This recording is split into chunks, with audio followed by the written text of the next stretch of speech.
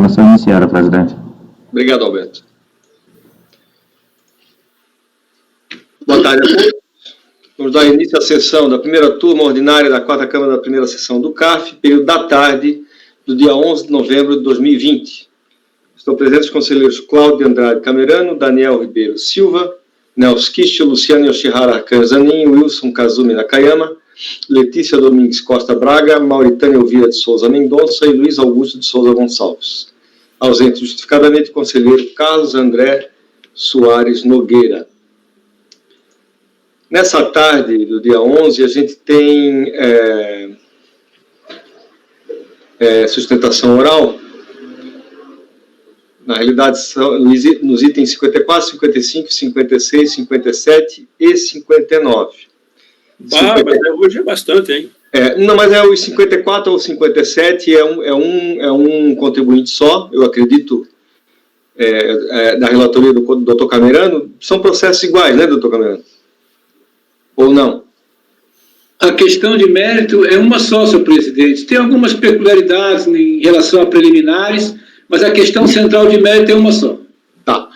E o item 59 do conselheiro Nelson, tá? Etiquetas Vitória Limitada ME, que é videoconferência. Tá ok?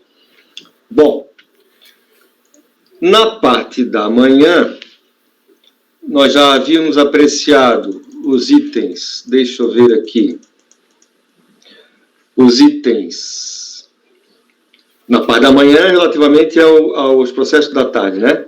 Nós apreciamos os itens 47, o item 48, iniciamos o julgamento, vai retornar à tarde, tá? Assim como o item 49. Julgamos o item 50, o item 51, o item 52, o item 53 foi retirado de pauta, e só, tá? Então, nós vamos iniciar. Eu vou pedir ao Alberto que apregoe o item, deixe-me ver aqui, o item 54, que teremos acompanhamento e videoconferência, solicitando ao advogado que entre na sala de reunião. Tá ok, Alberto? Por favor. Ok, presidente, faria a convocação.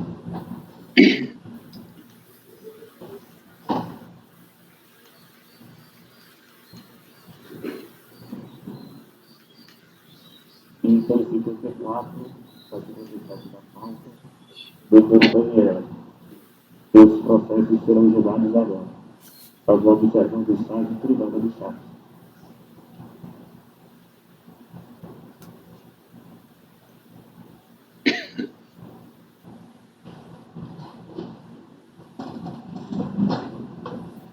Patrônio convocado, presidente. Obrigado, Alberto.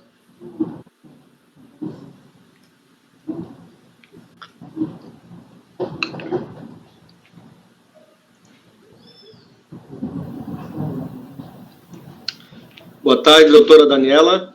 Oi, boa tarde, conselheiros. Seja bem-vindo à nossa sala de reunião virtual. Muito obrigada. A senhora vai fazer o acompanhamento e mandou o vídeo, né?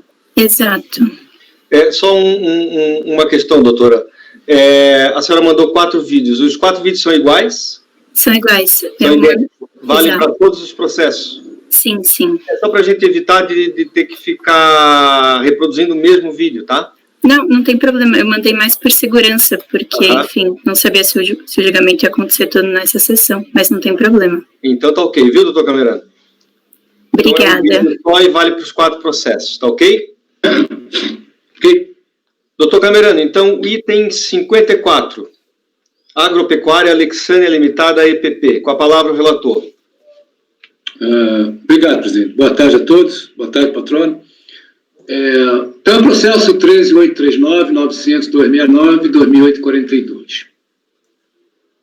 Eu vou iniciar aqui transcrevendo relatório e voto da decisão de piso, proferido pela turma da RJ de Curitiba em maio de 2015.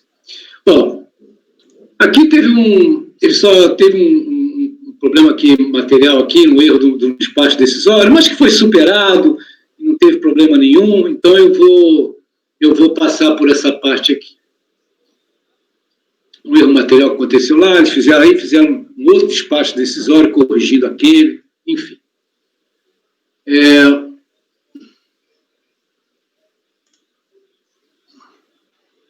Muito bem. Então, iniciando então a confecção de um novo despacho, a DRF Jundiaí fez um despacho, intimou a contribuinte a prestar as seguintes informações. A fim de subsidiar esse novo despacho, fica essa empresa intimada a esclarecer a exclusão do lucro real de R$ 672.248,85, referentes a lucros, dividendos, derivados, investimento avaliado pelo custo de aquisição, conforme a DIPJ do ano calendário de 2003. Tá? Que, na realidade, aqui está tratando, como vamos ver aqui na frente, é um pedido de restituição. Bom, o esclarecimento deverá mostrar que essa exclusão compôs o lucro contábil, comprovado pelo envio de cópia dos lançamentos contábeis nos livros diário e razão. Né? Muito bem. Em resposta à intimação, a interessada informou que no primeiro trimestre de 2003, excluiu do LALU e da DIPJ o valor de R$ 672.248, que é referência a rendimento de partes beneficiárias emitidos pela Duratex. Né? Tais títulos, como é sabido, segundo a recorrente, possuiriam a natureza jurídica de lucros. Né? Cita aqui o parecer normativo número 883. Então, em razão de esses títulos serem tributados na sociedade empresária, ou seja, na Duratex, o tratamento tributário a ser dado aos rendimentos pelo detentor de parte beneficiária deve ser o de excluídos do lucro líquido. Então, aqui cita aqui o artigo 379 do RIR 99, né? Que os rendimentos, aqueles rendimentos de lucro serão excluídos do lucro líquido, né? Recebido pela contribuinte, que ela entende que partes beneficiárias teriam natureza de lucros. Muito bem. Acrescenta também os artigos, que os artigos 39 do Decreto-Lei 1939 e 670 do Rio 99 estipulam que os rendimentos de partes beneficiárias pagos a pessoas jurídicas se sujeitam à incidência da alíquota de 15%. E, ademais, o artigo 671 do Rio dispõe que tal retenção consiste em uma antecipação do tributo. Portanto, as participações no lucro atribuídas a partes beneficiárias devem ser tributadas na pessoa jurídica distribuidora dos rendimentos e não na detentora dos títulos. A recorrente ela detém títulos denominados de partes beneficiárias da Duratex. A Duratex emitiu títulos pagou rendimentos de parte beneficiária para a recorrente, tributou 15% na fonte, como determina a legislação. Argumenta ainda que os rendimentos de partes beneficiárias sequer deveriam ser tributados, uma vez que tal tributação, instituída pelo artigo 58 da Decreto-Lei 1598, né, enquanto a incidência do imposto na fonte sobre os aludidos rendimentos foi estabelecida pelo Decreto-Lei 1989. Também fala do artigo 10 da Lei 9.249, que dividendos e lucros distribuídos são isentos de juros, de imposto. Né? Nesses termos, ela entende que possui direito à restituição do IR-fonte que a detentora quem emitiu as partes beneficiárias reteve na fonte. Muito bem. Nesses termos, entende que possui direito à restituição dos valores retidos na fonte, porque desde a edição do Decreto-Lei 1979 de 82 existe autorização legal para que a retenção incidente sobre rendimento de parte beneficiária consiste em uma mera antecipação do recolhimento do tributo. E como ela não teria conseguido absorver essa retenção na fonte, esse imposto na fonte, na sua apuração, ela teria direito à restituição. Muito bem. Aduz que o artigo 738 do Rio 94 permitia que esse imposto na fonte fosse compensado com o imposto que a beneficiária estivesse obrigada a reter. Como tal retenção não aconteceu, o procedimento seguinte pela interessada foi querer a restituição. Então, aqui é um processo de restituição. Não tem compensação aqui, viu, senhor presidente? É restituição. Muito bem. Então, os rendimentos das partes beneficiárias foram adicionados ao lucro líquido da Duratex no período. Ademais, foram regulamentos escriturados no livro diário da interessada, tendo sido acrescido o resultado do trimestre interno. Muito bem. No despacho decisório, foi expedido, então, um novo despacho decisório para consertar aquele que tinha saído com uma certa imperfeição, mas que não veio ao caso, já foi superado aqui. Foi expedido um novo despacho, onde foi reconhecido parcialmente, porque tinha uma parcelinha lá de juros sobre capital próprio de imposto, então reconheceu lá os 300 e pouco reais. Mas glosou um montante maior, que é de 100.513, decorrente de rendimento de partes beneficiárias ou de fundador. Né? Segundo a autoridade fiscal, a análise da composição do saldo negativo demonstra que R$ 100.837 foram decorrentes de rendimento de partes beneficiárias. Entretanto, apesar de a contribuinte ter se aproveitado integralmente do imposto retido na fonte gerado por aqueles rendimentos, não os ofereceu a tributação. Consigna que os rendimentos de partes beneficiárias não se submetem ao regime de não incidência do imposto. Né?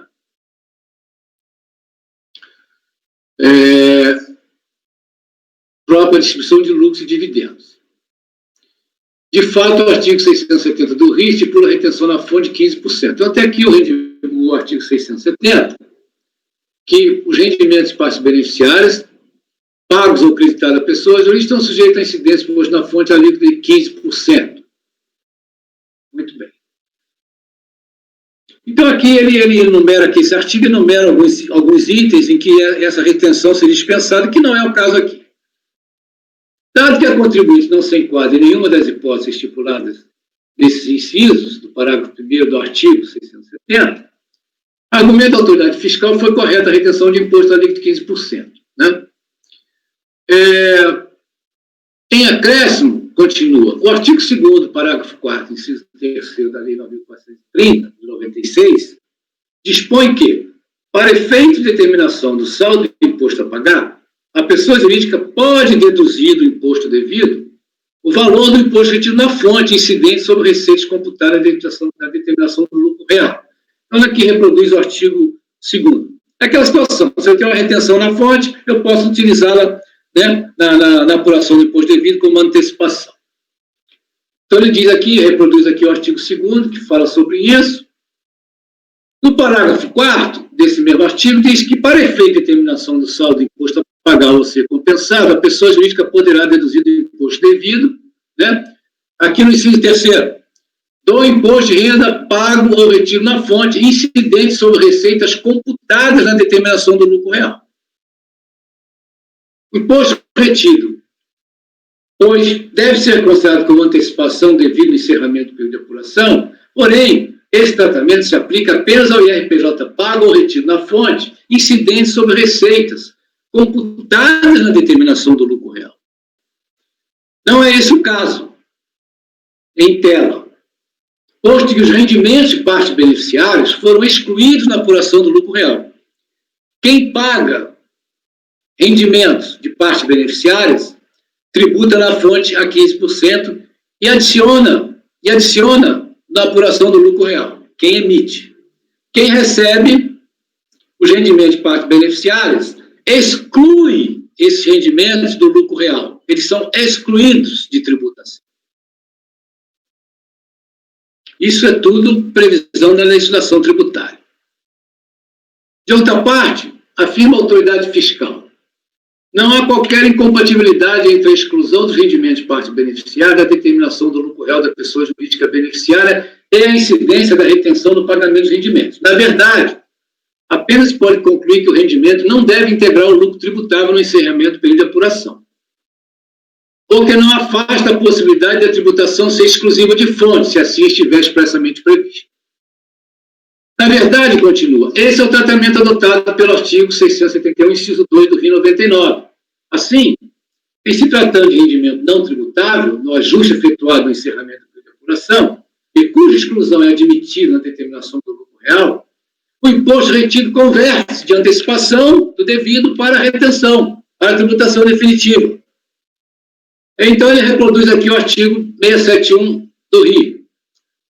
O imposto retido na fonte, na forma desta seção, será considerado antecipação do devido pelo beneficiário, no caso de pessoa física ou pessoa jurídica tributada com base no lucro real presumido ou arbitrado. Inciso 2. Devido exclusivamente na fonte, nos demais casos, inclusive se o beneficiário for pessoa jurídica. Concluiu, então, que o tratamento a ser dado a um rendimento não tributável no encerramento do período de apuração deve ser juridicamente equiparável ao pagamento de um rendimento à pessoa jurídica isenta, conforme expressamente consignado no inciso 2º, supra-referido. Portanto, a ocorrência das retenções do imposto de renda não podem ser consideradas como indébito tributário, motivo pelo qual a restrição desses valores deve ser indeferida. Muito bem. Na manifestação de inconformidade, eu vou deixar para a patrona assistirmos ao seu vídeo, né? Porque o que ela trouxe na impugnação, o que ela trouxe também no recurso voluntário, as questões são idênticas. Não tem como fugir disso aqui que foi relatoriado. Então, senhor presidente, eu passo, então, a palavra. Eu deixo aqui no voto, só ressaltando aqui que no voto, então, da DRJ, né, ela manteve o indeferimento lá do despacho da unidade, tá? Eu acho que eu posso passar por cima do voto, que eu vou repetir tudo isso no meu voto, mas ela traz a legislação aqui e ela conclui, então, aqui no final, né?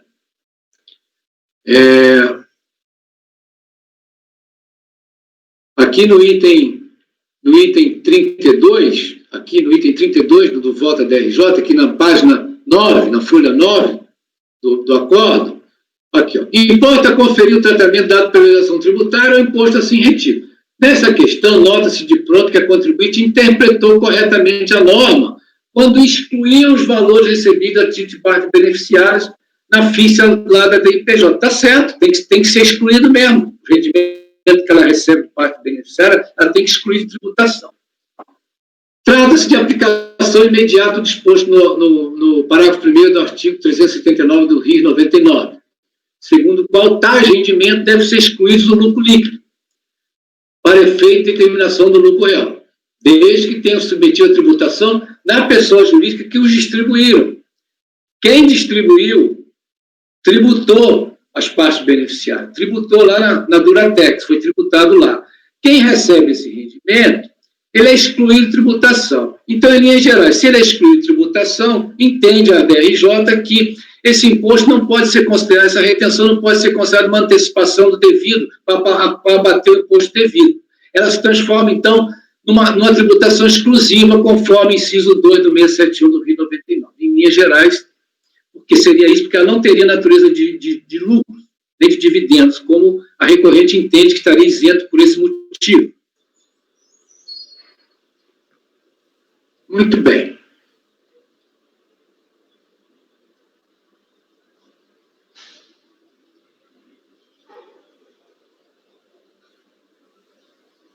Podemos passar o vídeo, Caminhando? Eu acho que sim, senhor presidente, porque essas questões agora que vão ser trazidas na impugnação do recurso são idênticas e eu vou abordar muita coisa também do voto, então podemos passar para o vídeo sim, senhor presidente. Tá ok. Vou colocar o vídeo então. Por favor, aguarde um pouquinho.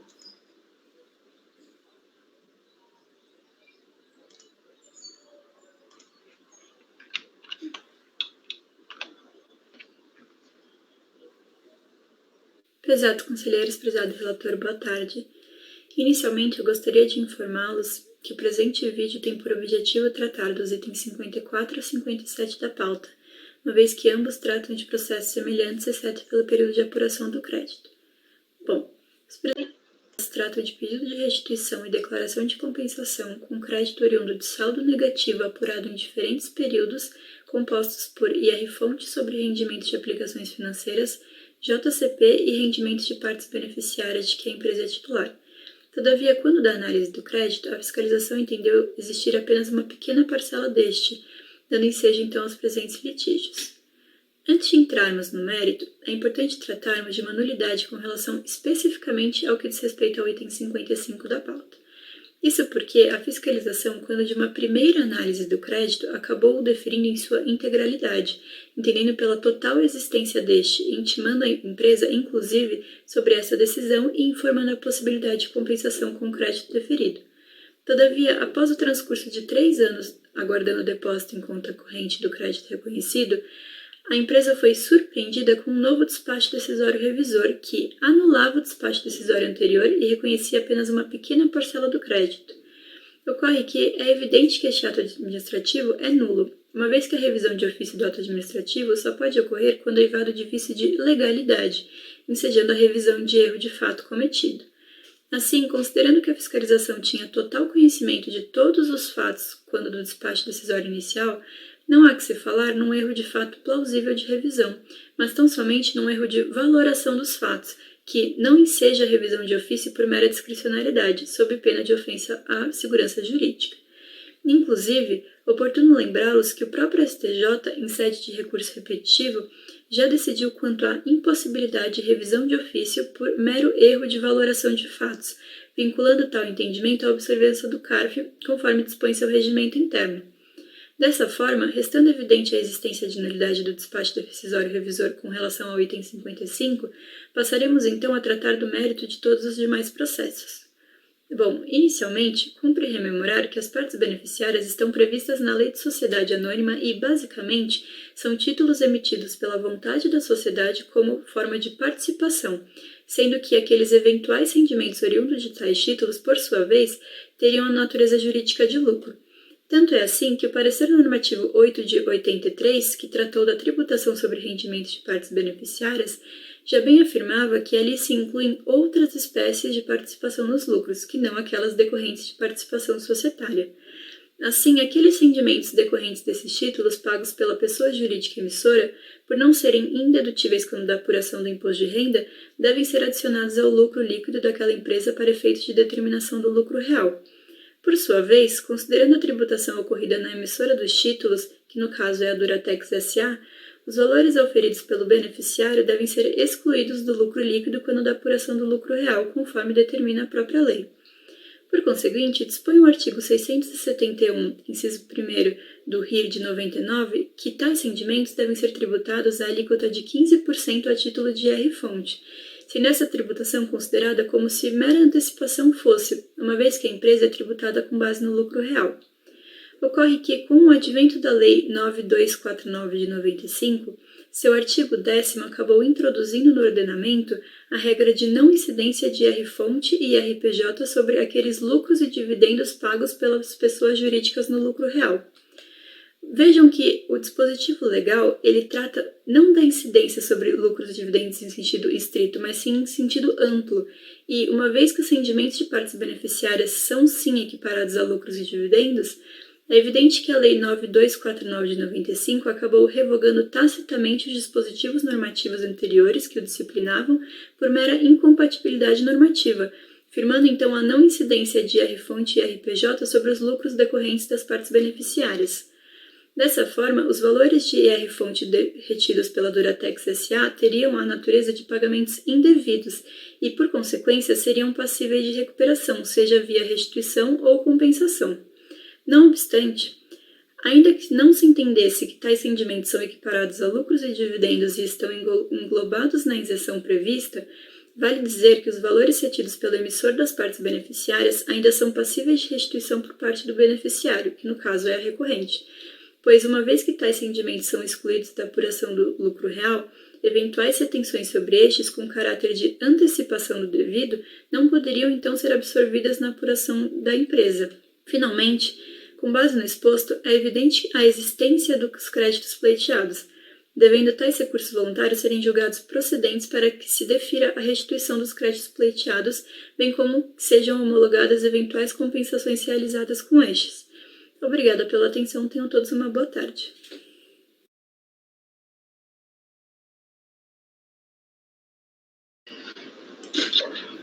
Muito bem. Estou caminhando com a palavra para proferir o seu voto.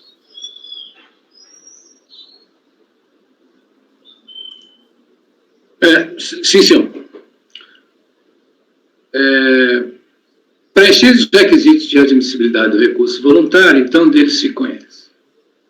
Conforme relatoriado, percebe-se que a recorrente, lá no seu item 3.1 do recurso, procura caracterizar o recebimento de partes beneficiárias como algo similar a recebimento de lucros, dividendos, pois entende que, abre aspas, os rendimentos de partes beneficiárias possuem natureza jurídica de lucro.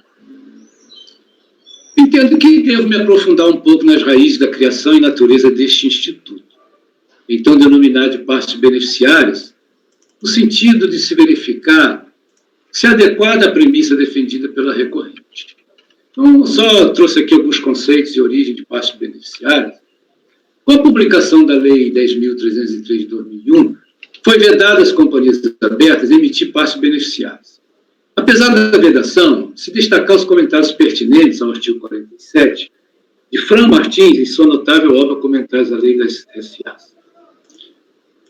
Lei esta que é válida também para a companhia de capital fechado. Como curiosidade histórica, ensina Fran Martins, partes beneficiárias foram, como se sabe, criadas no século passado, com a finalidade de compensar pessoas que haviam prestado relevantes serviços em empreendimentos de grande vulto, como no caso da abertura do Canal de Suez. Era uma maneira de remunerar essas pessoas, dada a impossibilidade inicial das empresas de arcarem com despesas para pagamento integral de tais serviços. Não sabia que era tão antiga essas partes beneficiárias.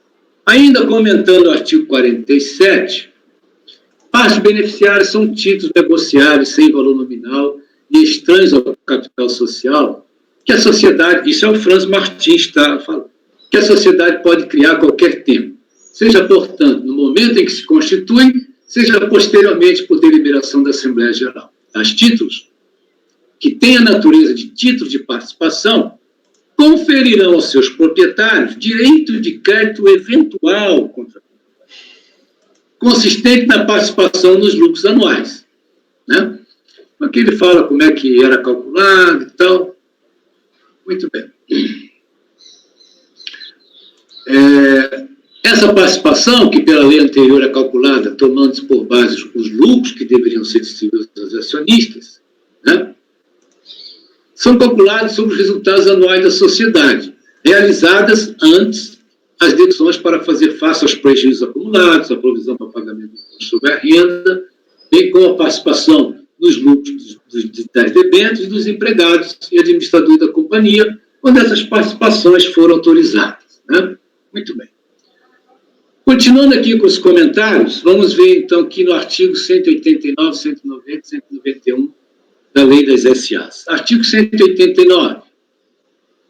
Do resultado do exercício, serão deduzidos, antes de qualquer participação, os prejuízos acumulados e a provisão para o imposto sobre a renda. Parágrafo único. O prejuízo do exercício será obrigatoriamente absorvido pelos lucros acumulados pelas reservas de lucros pela reserva geral nessa ordem. Participações, artigo 190. As participações estatutárias de empregados, administradores e partes beneficiárias serão determinadas sucessivamente e nessa ordem, com base nos lucros que remanescerem depois de deduzida a participação anteriormente calculada. Artigo 191. Lucro líquido do exercício é o resultado do exercício que remanescer depois de deduzidas as participações que trata o artigo 190. Participação essa que inclui as partes beneficiárias. Continuando aqui o comentário de França, com relação a esses três artigos. Diante dos artigos 190 e 191, tem-se que as participações estatutárias atribuídas a administradores, empregados e titulares de partes beneficiárias constituem deduções do resultado bruto do exercício, para efeito de determinação do resultado líquido. Essas participações são deduzidas do resultado, cuja destinação será objeto de deliberação da Assembleia Geral Ordinária. Difere, porém, o tratamento dado à matéria pela legislação tributária, segundo Fran Martins ainda. Em primeiro lugar, a lei tributária não admite como dedutíveis, para efeito de apuração do resultado líquido do exercício, as participações dos administradores e as dos titulares de partes beneficiárias, ainda que previamente determinado no Estatuto. Nega a lei tributária que a participação atribuída às partes beneficiárias sejam consideradas como deduções para efeito de apuração do lucro tributário. O Decreto-Lei 1598, de 77, destinado a compatibilizar a legislação do imposto de renda com a presente lei, seguiu, em relação às participações dos administradores, como em muitos outros aspectos, sentido diferente quanto a considerar despesas operacionais diminuidoras do lucro real. A nova lei fiscal manteve a orientação já firmada na legislação tributária anterior. Admitiu como dedutíveis apenas as participações atribuídas a empregados ou as debêntures, negando a dedutibilidade das participações pagas a parte beneficiários e administradores. Bom, encerrando essa parte de Fran Martins, retorno eu, então, com a minha relatoria do meu voto. O que se conclui facilmente é que as participações atribuídas a título de partes beneficiárias, elas são redutoras do lucro líquido, não possuindo natureza de lucros ou dividendos, conforme entendeu a recorrente. Diferentemente da natureza das partes beneficiárias, um dividendo é uma distribuição de ativos líquidos gerados pelos lucros, não uma despesa incorrida para gerar lucro. Dividendo não é despesa incorrida para gerar lucro. De forma que jamais aparece como despesa na demonstração do resultado. Um dividendo jamais aparece como despesa, ele é uma distribuição do lucro. Esse segundo conceito daqui dessa obra contábil que eu estou referindo aqui.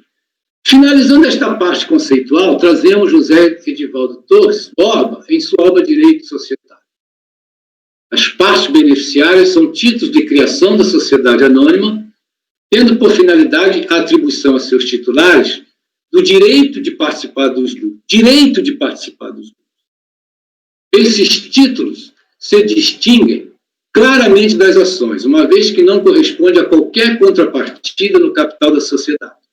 Por outro lado, os direitos privativos de acionistas, salvo de fiscalizar, não lhes podem ser atribuídos. Distingue-se também das debêntures, porquanto não corresponde a um valor de reembolso a ser exigido do emitente, mas tão só a um crédito eventual, cuja efetividade permanece da dependência dos lucros de cada exercício. Então, o que eu estou querendo deixar bem claro aqui é que parte beneficiária não se trata de equalizar esse conceito de lucros e dividendos. Lucros e dividendos, eles partem do lucro, eles são a distribuição do lucro. Parte beneficiária é uma despesa, ela reduz o lucro líquido. Na companhia aberta, a emissão de partes beneficiárias por força da redação atribuída ao parágrafo único do artigo 47 da lei tem contas completamente proibidos. Isso aqui ainda é comentário desse autor aqui. Muito bem. Na companhia fechada, além da alienação onerosa, permite-se a atribuição gratuita de partes beneficiárias a fundadores, acionistas ou terceiros, como contraprestação de serviços prestados à companhia. Atende-se para o sentido remuneratório dessa atribuição, do que decorre a necessária caracterização de efetiva e suficiente prestação de serviço à empresa, sem o que a outorga das partes beneficiárias configuraria liberalidade e abuso de poder. Bom, encerrando essa parte doutrinária, retornando ao meu voto, então. Bom, bem, como vimos antes, partes beneficiárias são gastos da sociedade que as emitem e influenciam diretamente o resultado líquido do período de maneira negativa, porque ela reduz o resultado. Reduzindo, tendo o legislador considerado que tais dispêndios, se ocorrerem, devem ser adicionados na apuração do lucro real. E foi o que a Duratex fez. Ela emitiu, parte beneficiária, pagou e adicionou no seu lucro real esses gastos. Revela-se aqui desnecessário identificarmos com precisão se a indedutibilidade desses gastos ou despesas, né, seria decorrente da dissociação dos mesmos, como despesa necessária, né, sobre dissociação dos mesmos com a fonte produtora, ou seja, se não teriam nada a ver com a fonte produtora, ou decorrente de um ato de mera liberalidade da empresa. Uma vez que a legislação tributária determina a sua adição ao lucro líquido para efeito de apuração do lucro real. Então, eu separei aqui, para vermos inicialmente, então, o tratamento tributário na pessoa jurídica emitente das partes beneficiárias, e depois veríamos o tratamento tributário na pessoa jurídica que recebe essas partes. Então, partindo aqui no item tratamento fiscal na pessoa jurídica emitente das partes beneficiárias, que no caso aqui é a Duratex, no RI 99, vigente à época dos fatos, nós temos na subseção 2, participações não dedutíveis. Nós temos aqui o artigo 463. Serão adicionados ao lucro líquido do período de apuração, para efeito de determinar o lucro real, as participações nos lucros da pessoa jurídica, atribuídos à parte beneficiária de sua emissão e a seus administradores. Então, tem que adicionar. No caso dos autos, a empresa emitente Duratex S.A. destinou R$ 672.248,85 a recorrente a título de partes beneficiárias e efetuou a retenção do imposto conforme determina a legislação. Seção 5, rendimentos de partes beneficiárias ou de fundador atribuídos à pessoa jurídica, artigo 670 do RI. Os rendimentos de partes beneficiárias ou de fundador pagos ou creditados à pessoa jurídica estão sujeitos à incidência do imposto na fonte alíquota de 15%. A Duratex pagou rendimento de partes beneficiárias, tributou, recolheu 15% do imposto de RI. Vejamos a seguir, então, o que determina a legislação acerca do tratamento fiscal a ser conferido à beneficiária dos rendimentos, no caso, a recorrente. Então, vamos ver o tratamento fiscal dos rendimentos recebidos pela recorrente a título de parte beneficiária. Ainda com relação ao texto legal do artigo do RI 99, subseção 3, rendimento de participações societárias. Artigo 379, ressalvado disposto no artigo 380 e 388, os lucros e dividendos recebidos de outra pessoa jurídica integrarão o lucro operacional. Parágrafo 1º. Rendimentos que trata este artigo serão excluídos do lucro líquido para efeito de determinar o lucro real, quando estiverem sujeitos à tributação das firmas que hoje distribuíram. Esse dispositivo legal aqui, que a recorrente cita ou referencia ou venera como sendo um dispositivo que a permitisse equalizar esses rendimentos como lucro ou dividendos, esse dispositivo aqui, ele não se encerra aqui, ele contempla outras situações. Esse dispositivo legal contempla também outras situações de participações no lucro, como, por exemplo, as partes beneficiárias, conforme consta no parecer normativo CSP número 8, de 30 de junho de 83, o qual, em alusão ao dispositivo supra, equivalente ao artigo 256 do Rio, assim esclareceu. Não significa que seu conteúdo não abranja outras espécies de participações no lucro, conforme a inteligência de sua legislação e regência, que fala textualmente em lucros e dividendos distribuídos. Desse modo, não se limitando à hipótese de participações societárias. Em síntese, as participações dos lucros atribuídos a partes beneficiárias, tributados na pessoa jurídica distribuidora de rendimentos, não são tributados na pessoa jurídica beneficiária, como diz o caput do artigo lá de cima. Está vendo? As participações nos lucros atribuídos a partes beneficiárias, tributadas na pessoa jurídica distribuidora de rendimentos, não são tributadas na pessoa jurídica beneficiária. E assim procedeu a recorrente, ao excluir de tributação os rendimentos recebidos a título de partes beneficiárias, agindo de conformidade com o estabelecido na legislação. Ora, e se nós estamos diante de rendimento não submetido à tributação, o imposto retido na fonte, pela emitente dos títulos, não pode ser considerado, na beneficiária, que é a recorrente, como antecipação do imposto devido no encerramento do período de apuração, uma vez que, se assim procedesse, estaria frontalmente infringindo a regra tributária básica da apuração do saldo do imposto a pagar, que está aqui no artigo 1º e artigo 2º da Lei 9.430 de 96, né? Então, aqui no artigo 2º, né, que ele fala das estimativas e tal, e ele complementa aqui, então, no parágrafo 4º, para efeito de determinação do saldo de imposto a pagar ou a ser compensado, a pessoa jurídica poderá deduzir do imposto devido o valor, entre outros que tem lá na estimativa e tal, inciso 3º, do imposto de renda pago ou retido na fonte, incidente sobre receitas computadas na determinação do lucro real.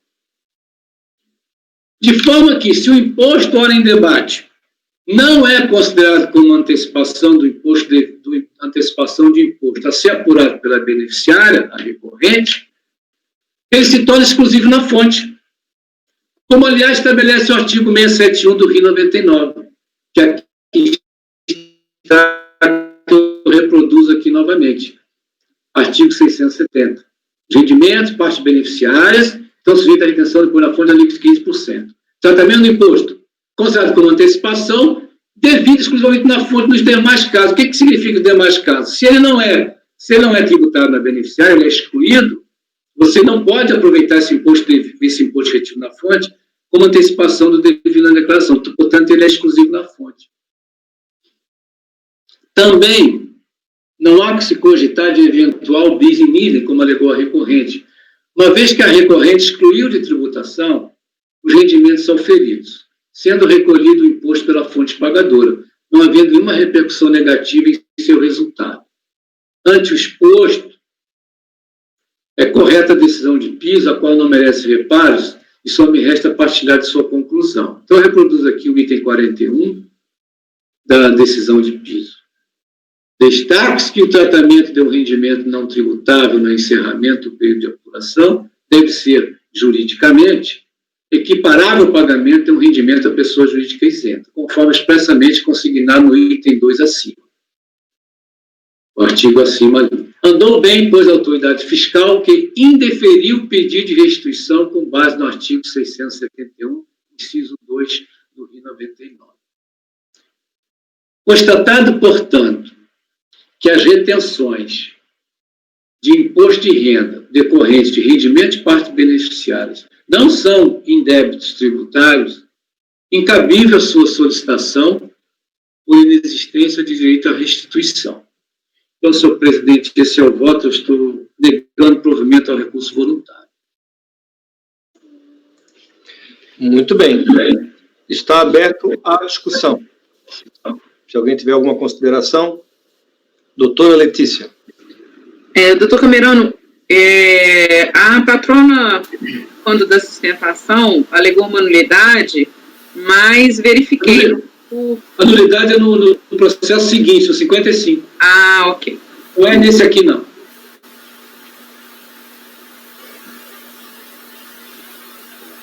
Mais alguém? Podemos passar a votação? Doutor Daniel, seu voto. Acompanho o relator, presidente. Doutor Nelson. Presidente, voto com o relator. Doutora Luciana. Acompanho o voto do relator, presidente. Doutor Wilson. Muito bem explicado aí pelo relator. Acompanho. Doutora Letícia. Também acompanho o relator, presidente. Doutora Mauritânia. Com o relator, presidente. Bom, parabenizando o nobre relator pelo seu proficiente voto, não é verdade? Muito esclarecedor. Eu também voto com ele, por óbvio. Ainda bem que nós vamos reverter aquele outro, né, doutor Camerano, que eu não vou votar contra o senhor naquele também, né? É verdade? Então, continuo votando com o senhor. Então, temos... Um regulamento tão antigo tinha que cair para o Camerano, que tem mais experiência, conhece mais. Exato. Vivenciou isso. O senhorzinho lá do sorteio, ele é muito onisciente, perspicaz, sábio. Então, de votos, negar provimento ao recurso voluntário. Passemos ao item 55, doutor Camerano. Sim, senhor.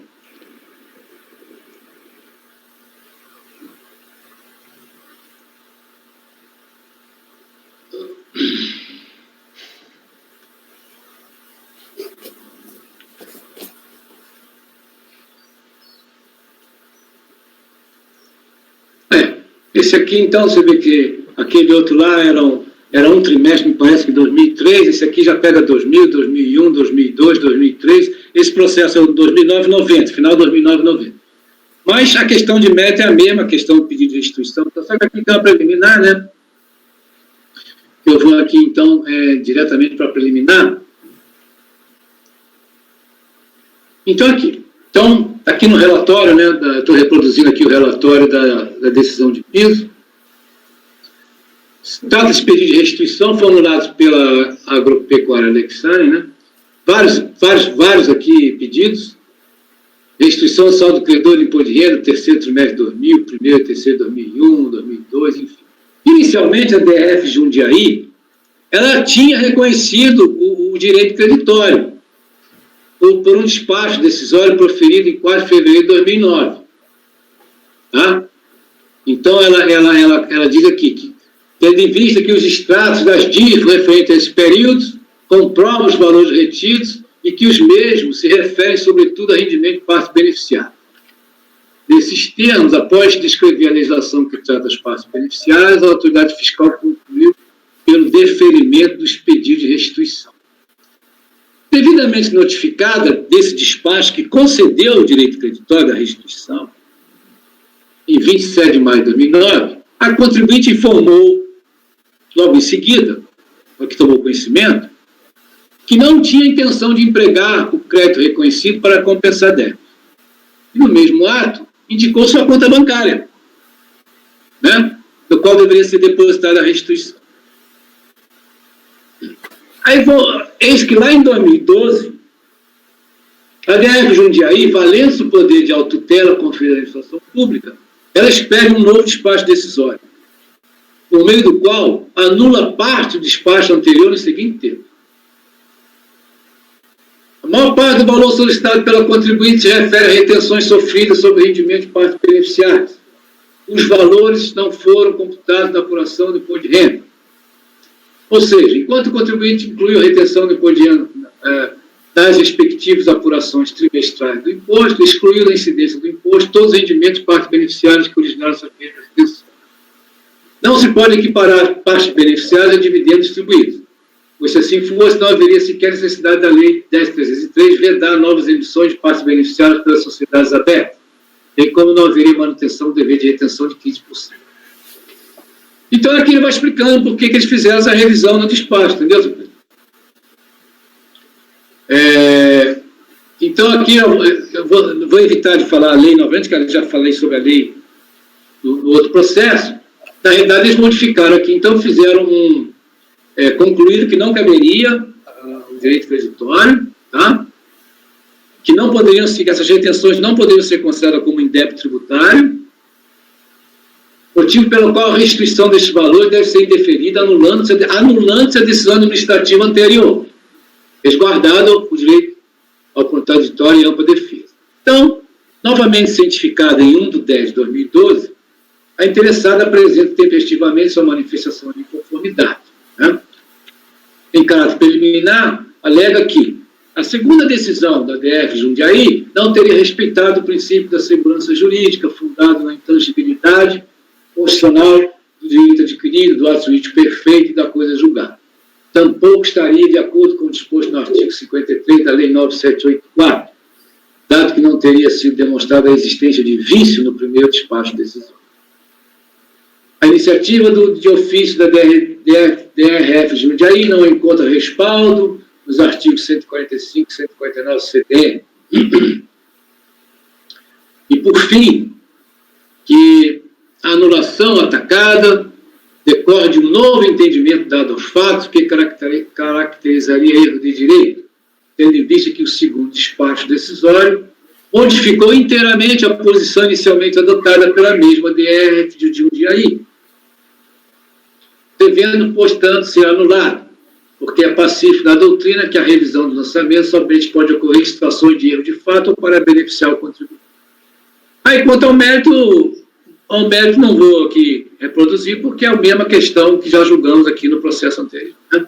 Então, a partir aqui do voto da questão preliminar da decisão de piso, praticamente eu adotei, que eu não acrescentei nada na decisão de piso.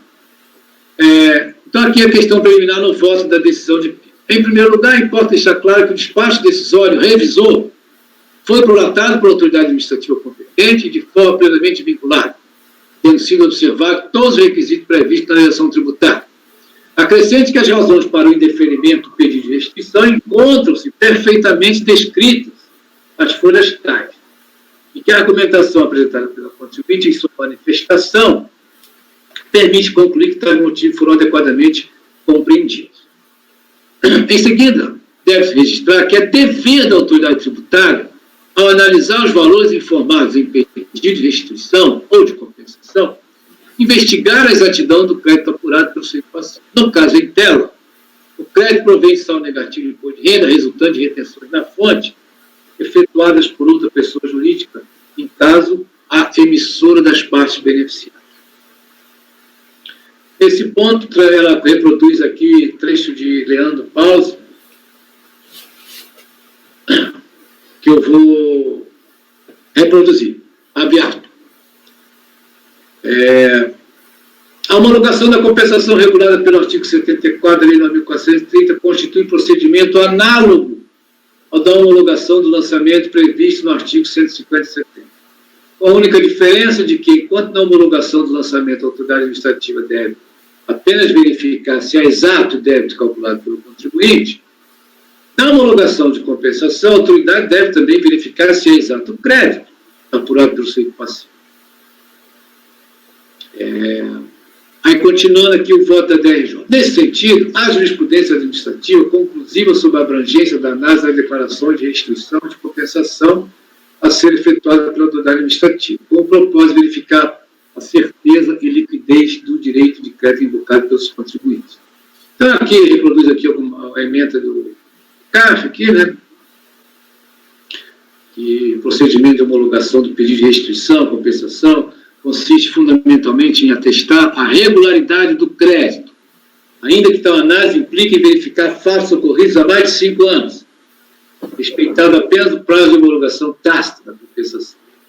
Bom, continuando. Nessas circunstâncias, caso constate equívoco no reconhecimento do direito creditório, é dever da autoridade administrativa revisar de ofício o ato administrativo eivado de vício, pois o controle sobre seus próprios atos é atividade inerente às atribuições da administração pública.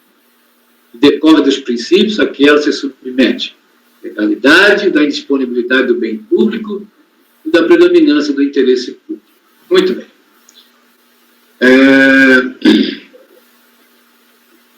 Então, aqui cita outro doutrinador aqui, a professora Maria Silva Zanella, onde diz que controle administrativo é o poder de fiscalização e correção que a administração pública, em sentido amplo, exerce sobre sua própria atuação, sobre os aspectos de legalidade, mérito, por iniciativa própria ou mediante provocação.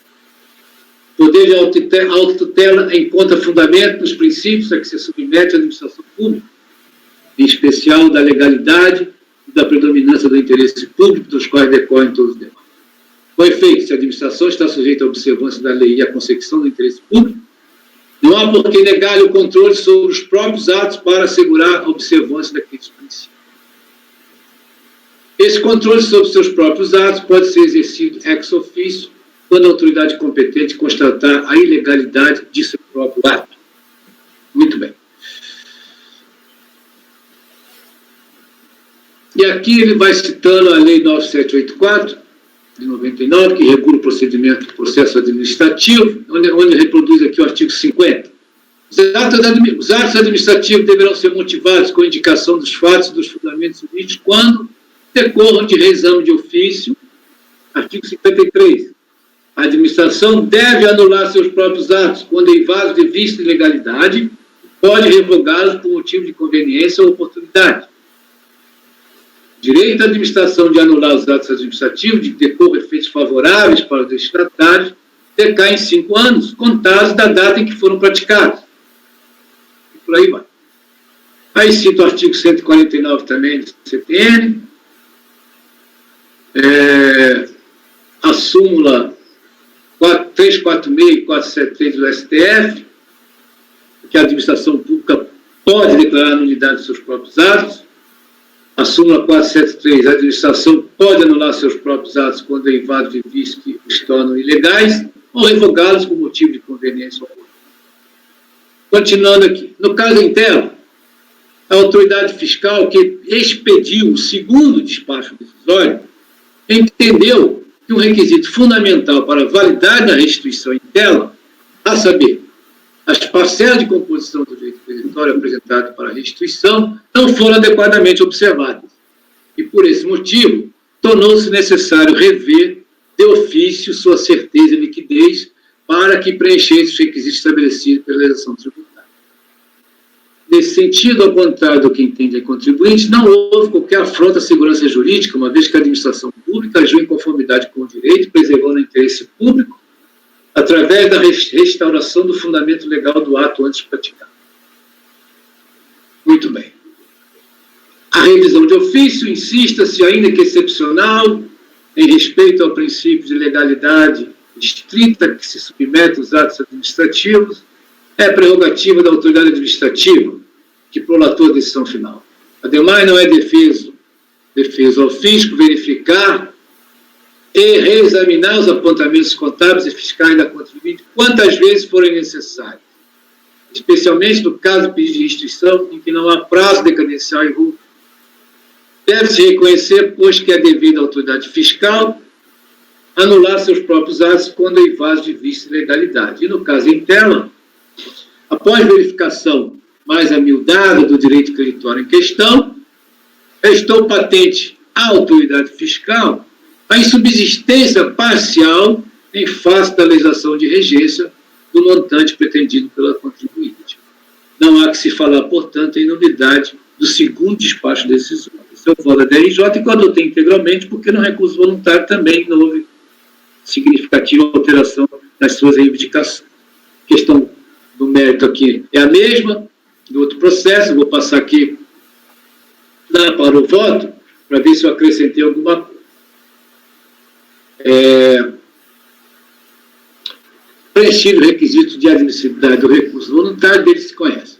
A recorrente não se conformou com a anulação de despacho decisório, que havia reconhecido o eventual crédito, tendo-se insurgido de novo em sede de recurso voluntário, argumentando as mesmas alegações, acrescentando que se trataria de uma inovação no critério jurídico que motivou a emissão do segundo despacho decisório. Assim não vejo. Tratou-se de um erro de avaliação por parte da unidade de origem. E não importa se de erro de direito ou de fato, uma vez que estamos tratando de pedido de restituição, sem prazo de análise por parte da administração pública. De forma que, como a decisão de piso já se encarregou devidamente da questão, cujos fundamentos e conclusões eu acabei de relatoriar, eu estou adotando as razões de decidir da decisão de piso, que eu não, sinceramente, eu não vejo o que acrescentar, entendo correto e bem fundamentada a decisão de piso, que eu já acabei de relatoriar e reproduzir aqui no voto. Então, vou passar aqui, senhor presidente, lá para o final, aí depois tem a questão de mérito, vocês podem ver que a questão de mérito aqui é exatamente o que eu coloquei no processo anterior. Então, aqui no final do voto, eu tenho que colocar aqui, senhor presidente, que eu não coloquei, afastar a preliminar de nulidade do espaço decisório e no mérito negar provimento ao recurso voluntário. É a única alteração que eu vou colocar aqui que eu não coloquei. Quando eu coloco aqui na conclusão, é o voto, eu vou incluir aqui afastar a preliminar de nulidade do espaço decisório, né? E negar provimento ao recurso voluntário, que esse que é o voto, senhor presidente. Depois é seu copiar da ata, eu coloquei. Depois é seu copiar da ata, porque eu já copiei lá. Sim, senhor. Tá bom? Muito bem. Alguém tem alguma dúvida? Quer fazer algum questionamento para o conselheiro? Se não, passemos à votação. Conselheiro Daniel. Isso aí acompanha o relator. A questão da autotutela, ela é uma faca de dois gumes, né? Ela serve tanto para revisar e favorecer o contribuinte, como para revisar, e nesse caso, em atenção ao princípio da legalidade e interesse público, revisar o eventual crédito, e para isso o contribuinte depois tem à sua disposição o processo administrativo fiscal para questionar, né, essa revisão. Então, eu entendo que é acertada a decisão aí do relator e acompanha. Doutor Nelson. Presidente, também concordo com o relator. Eu voto com o relator. Doutora Luciana. Também voto com o relator, presidente. Doutor Wilson. Acompanho o relator, presidente. Doutora Letícia. Com o relator, presidente. Doutora Mauritânia. Acompanho o relator, presidente. Também acompanho o relator. Temos, então, por unanimidade de votos, afastar a preliminar de nulidade do despacho decisório e, no mérito, negar provimento ao recurso voluntário. Ok? Estou caminhando no item 56. Sim, senhor, estou abrindo aqui.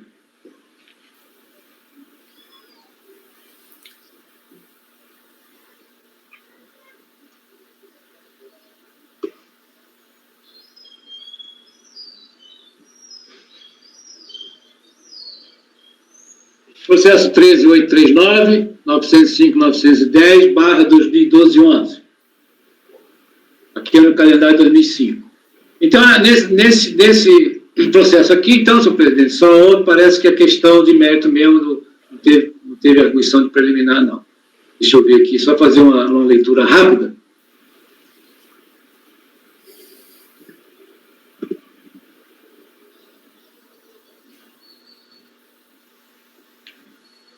É isso. Recurso voluntário. Vou pedir restituição também.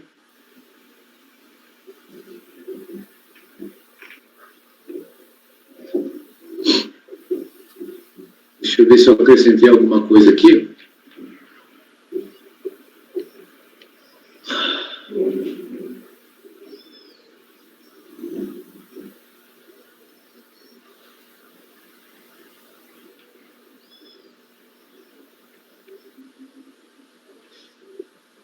Esse aqui eu reproduzi o recurso voluntário quase na sua íntegra.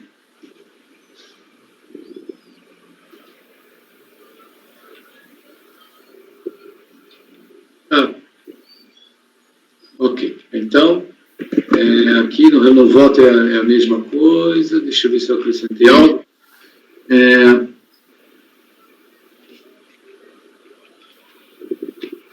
Senhor presidente, a questão de mérito é só pedir restituição também relativamente ao imposto na fonte das partes beneficiárias. Não tem preliminar de nulidade, não tem nada. Também já verifiquei aqui, o voto é o mesmo, a matéria é a mesma. Passemos à votação, então. Doutor Daniel. Com o relator, presidente. Doutor Nelson. Presidente, acompanho o voto. Doutora Luciana. Acompanho o relator, presidente. Doutor Wilson. Acompanho o relator, presidente. Doutora Letícia. Com o relator, presidente. Doutora Mauritânia. Voto com o relator, presidente. Também voto com o relator. Temos por unanimidade de votos negar provimento ao recurso voluntário. Item 57. Eu estou abrindo aqui, presidente. Processo 13.839, 909, 912. 905, 912, 2012, 19. Isso aqui já é um outro ano no calendário, tá vendo? 2008. Que essa Duratex pagou parte beneficiária no tempão, em vários anos. Isso aqui já é 2008. Vou ver se vou dar uma varredura aqui para ver se tem alguma coisa aqui diferente do que a gente já viu.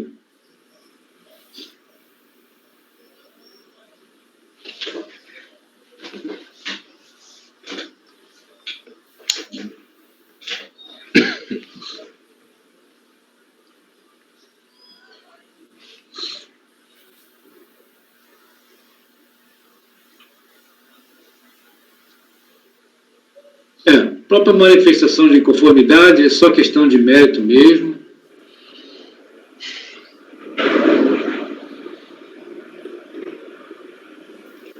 Ela aqui nesse aqui na página folha 4 aqui do voto, é que ela faz menção àquele processo lá, aquele processo anterior que o despacho decisório foi anulado e tal, mas é do outro processo, não é desse aqui. Que ela abriu uma questão preliminar relativa ao acordo constante do processo final de 2009-90. Então, a DRJ aqui diz que deixa claro que o acordo referido pela contribuinte, que não é acordo, é um despacho decisório, é, na verdade, um despacho decisório, mas num processo de 2009-90, que foi revisto de ofício. Então, ela trouxe essa questão para cá, mas que não tem nada a ver com esse processo aqui, é do outro. Foi essa a novidade que tinha aqui.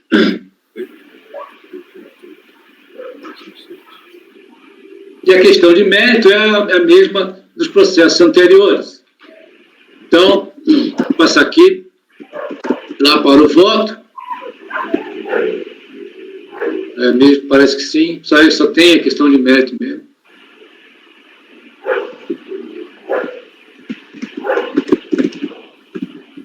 Então, senhor presidente, também é só questão de mérito igual aos processos anteriores. Doutor Daniel? Com o relator, presidente. Doutor Nelson? Seu microfone, doutor Nelson. Desculpa. Voto com o relator. Doutora Luciana? Acompanho o relator, presidente. Doutor Wilson? Doutora Letícia? Com o relator, presidente. Doutora Mauritânia? Com o relator, presidente. Também voto com o relator por unanimidade de votos, então negar provimento ao recurso voluntário. Doutora Daniela, muito obrigado pela presença. Espero uma próxima oportunidade, tá ok? Uma boa tarde para a senhora. Muito bem. Alberto, o item 59 já está na sala? Sim, presidente. Então, pode chamar, por favor, o item 59, conselheiro Nelson. Ok, faria a convocação. Isso.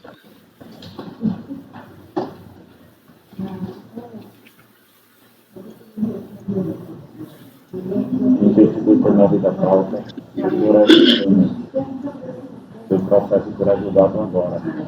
Por favor, verificar a mensagem que vai no chat.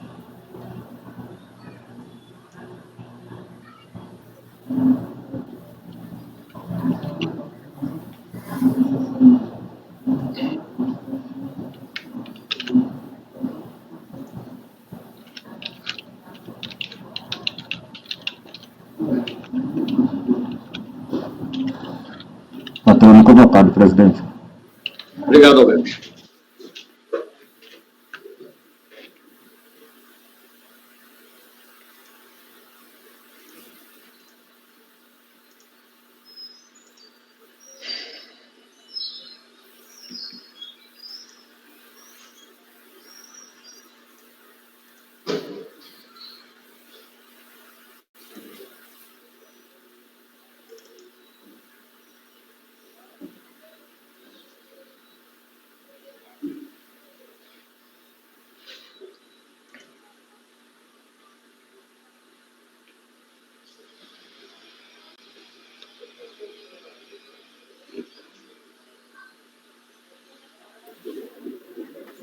Boa tarde.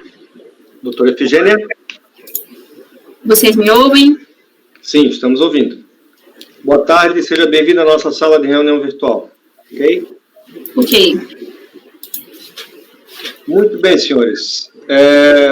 Doutor Nelson, item 59, etiquetas Vitória Limitada.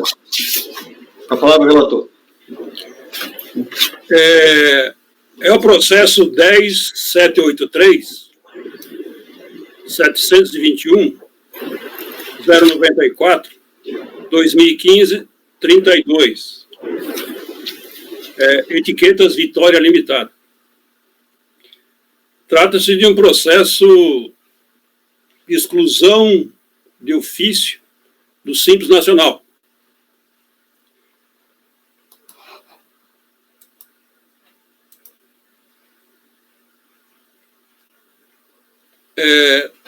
Trata-se de recurso voluntário em face do acórdão da primeira turma da DRJ Juiz de Fora, que manteve a exclusão do Simples Nacional. Quanto aos fatos, que a contribuinte foi excluída do Simples Nacional pelo ADE, número tal aqui, de 2015, por existência de débitos em aberto com exigibilidade não suspensa. Artigos 17, inciso 5º e artigo 31, inciso 4º da Lei Complementar 123, de 2006, com efeito jurídico da exclusão a partir de 1/1/2016. O ADE do ano anterior passa o efeito jurídico ao primeiro dia do exercício seguinte, né? Eu colacionei aqui uma relação de débitos, e é uma relação extensa. São 23 débitos, que somados dão um montante em torno de R$700 mil, que foram sendo acumulados do ano calendário 2013, 14 e 15.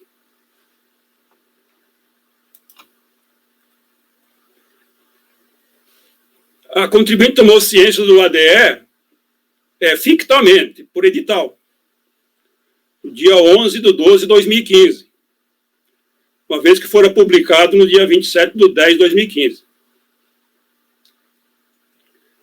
No obstante, antes da ciência ficta, ela apresentou já a contestação à exclusão do Simples no dia 10/12/2015. Né? O que a contribuinte alegou na instância ACOA?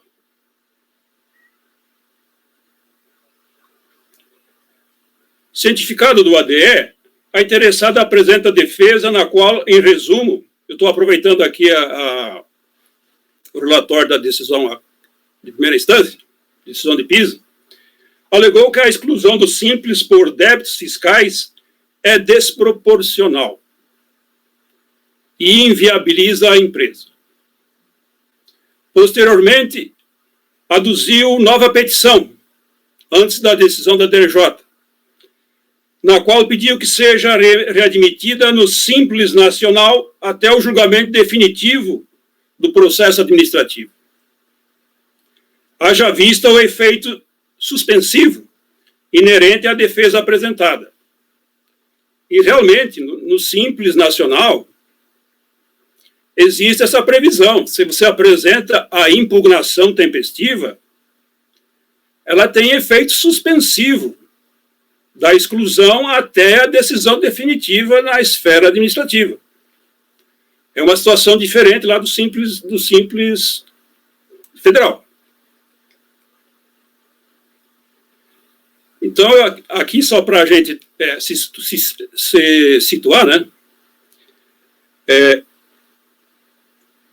Essa petição, a contribuinte acostou nova petição. Então, acostou nova petição em 11/4/2016, pois constatara não figurar no Simples a partir de 1/1/2016,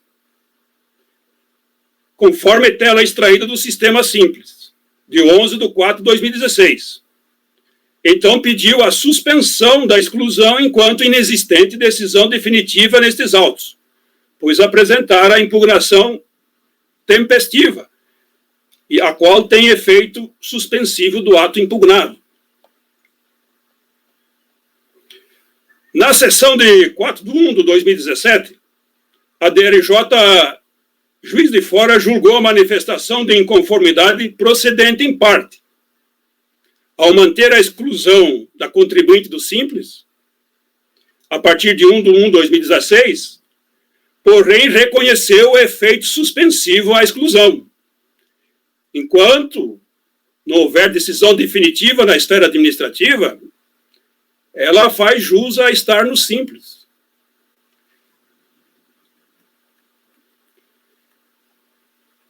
É uma aplicação aqui, literal da lei, né? Então, a decisão ACOA, ela reconheceu, inclusive eu transcrevi aqui a ementa, né? Exclusão, manifestação de inconformidade e efeitos. Impugnado tempestivamente o ato declaratório de exclusão do Simples Nacional, este se tornará efetivo somente quando a decisão definitiva for desfavorável ao contribuinte, observando-se quanto aos efeitos da exclusão o disposto na legislação de regência. Uma vez em havendo decisão definitiva na esfera administrativa, então a exclusão do Simples ela começa lá desde 1/1/2016.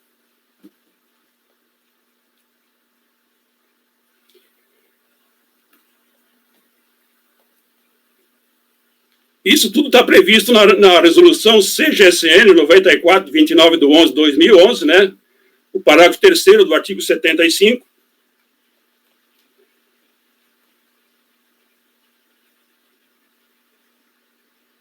que na verdade é o próprio é uma regulamentação do artigo 39, parágrafo 6º da Lei Complementar 126 de 2006. Na verdade é uma legislação assim que trata do simples, mas é uma legislação difícil, é uma legislação complicada. Então, ciente dessa decisão ACOA, a contribuinte apresentou recurso voluntário, juntando documentos de tela de 22/3/2017, relatório de situação fiscal, situação parcelamento especial do Simples Nacional, ativo na PGFN, né? Mas de plano já a gente tem que aqui falar que esse parcelamento, a contribuinte só trouxe uma tela informando do parcelamento. Essa tela não traz a data, o valor parcelado, que data que foi parcelado, né, quais as parcelas que compõem esse parcelamento, né, e esse parcelamento foi feito além do prazo daqueles 30 dias a partir da ciência do ADE. Então, a contribuinte, ela repete ela volta a suscitar no recurso voluntário o que a decisão ACOA já dera, que era suspender a exclusão do Simples. Mas ela volta a falar novamente, exclusão da recorrente do Simples Nacional ocorreu antes da decisão final sobre o caso. A decisão final ainda não chegou, porque nós estamos ainda aqui na instância recursal ordinária do CARF, né? Outro ponto que ela alegou, a recorrente efetuou o parcelamento do débito que sustenta a sua exclusão do Simples Nacional. Quer dizer, ela fala que efetuou o parcelamento e juntou telas, né?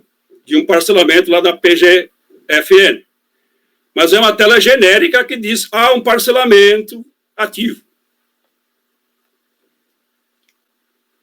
E, por fim, mais um ponto que a contribuinte alegou, a manutenção da exclusão do Simples Nacional é desproporcional. Ela entende que a legislação do Simples, de acordo com a Constituição, deveria ser uma legislação que favorecesse o desenvolvimento da empresa, que resolvesse o problema, não criasse empecilho para o desenvolvimento da atividade da empresa. E o Simples, a partir do momento que coloca uma pessoa que está no Simples e passa a excluir por débitos, que isso seria uma medida desproporcional, que estaria bloqueando a sua atividade econômica, dificultando a sua atividade econômica. E ela daí questiona o artigo 29, inciso 5º da Lei Complementar 123, de 2006, alegando que se aplicaria só para a admissão no Simples. Mas esse dispositivo, eu estou só adiantando aqui, ele também é pego de empréstimo para a exclusão. Lá no artigo 31, inciso 4º da Lei Complementar 123, né? Que se reporta lá, diz, olha, a exclusão do Simples nos casos de débitos de que trata o artigo 27, inciso 5º. Né? Então, é um dispositivo usado em várias normas da própria Lei Complementar 123. Então, seriam esses 3 argumentos que foram aqui suscitados no recurso voluntário. Eu vou encerrar aqui o relatório, porque a patrona deve, estudando o caso, deve apresentar mais detalhes relevantes da sua defesa, né? Passa a palavra, então, à doutora Efigênia. Então, esse é o relatório. Ok, obrigado, conselheiro. Com a palavra, doutora Efigênia. Boa tarde, senhores conselheiros, presidente, senhor relator. O senhor já introduziu de maneira inequívoca algumas informações que foram prestadas nesse processo. Porém, eu quero ressaltar alguns pontos essencialmente importantes para a análise do caso. Meu nome é Efigênia, sou advogada, estou pela empresa Etiquetas Vitória, e o primeiro ponto que nós precisamos elencar aqui é que realmente a empresa foi excluída do Simples Nacional durante o trâmite processual. E aí nós temos, então, aqueles preceitos da lei federal que rege o processo administrativo, que leciona especialmente que a partir da instauração do processo administrativo, no sentido de impugnação, no sentido de defesa da palavra mesmo, nesse ponto haveria suspensão, então, dessa exclusão do Simples. Então, de forma totalmente unilateral e arbitrária, a empresa foi excluída 20 dias depois de apresentar a impugnação.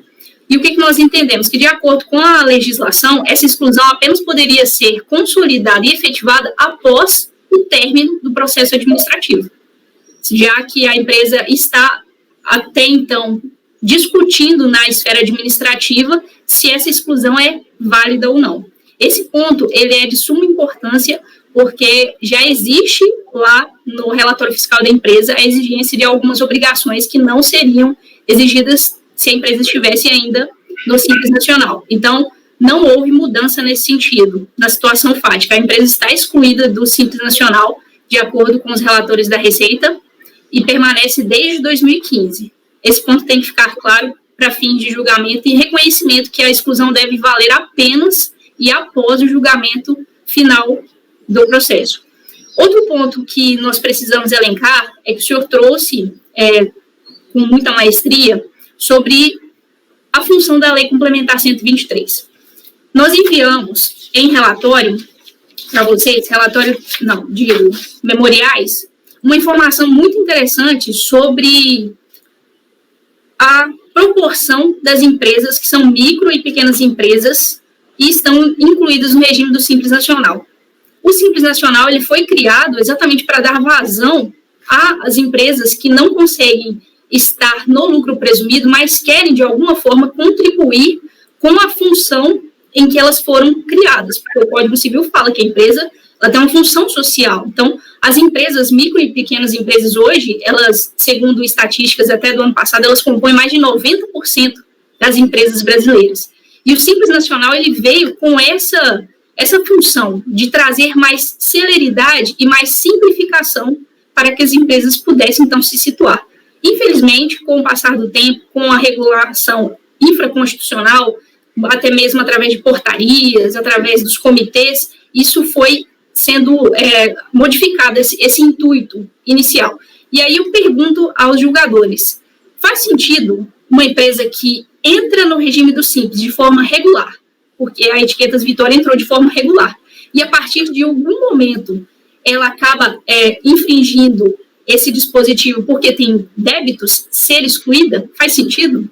Se nós analisarmos do ponto de vista prático, não faz sentido.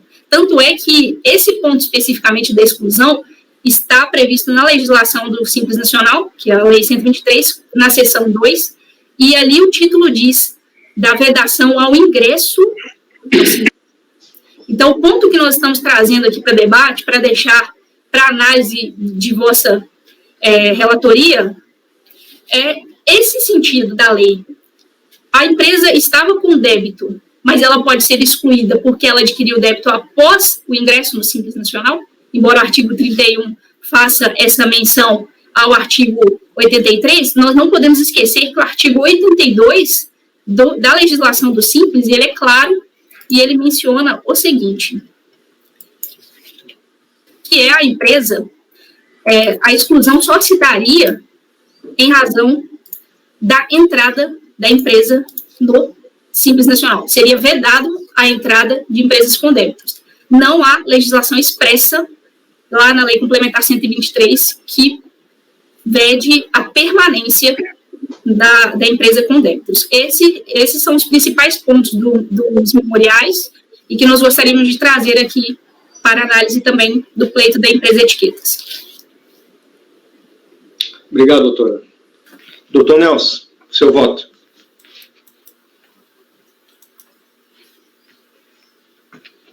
Presidente, embora tempestivo o recurso voluntário, eu não conheço do recurso, por não preencher pressuposto de admissibilidade.